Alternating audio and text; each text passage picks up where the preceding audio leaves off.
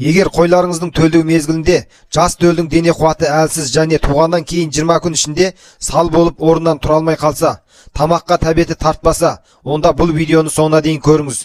Видеоны бастамас бұрын арнаға жазылуды ұмытпаңыз. Малшы қауымы үшін пайдалы ақпараттармен күнделікті бөлісіп отыратын боламын. Егер жас қозыларда жоғарыдағыдай жағдайлар байқалса, бұл төл денесіне витамин В1 және витамин В12-нің жетіспеуі деген сөз. Ол үшін адамдарға істетілетін витамин В1, витамин В12 инъекциясын алып, қозының мойын бұлшықетіне жеке-жеке саласыз. Яғни қозының бір жақ мойын бұлшықетіне витамин В1 уколынан 2,6 мл бұлшықетке саласыз. Ал енді екінші жақ мойынның бұлшықетіне витамин В12 уколынан 0,5 мл бұлшықетіне саласыз. Міне осылай күніне бір рет жалғасты 3 күн салсаңыз, қозыңыз қалпына келеді. Видео пайдалы болса, арнаға жазылуды ұмытпаңыз. Сонымен қатар Қазбет YouTube арнасына өссеңіз, қойлардың не үшін сал қозы туу себебі туралы тағы басқа да құнды ақпараттарды көре аласыздар.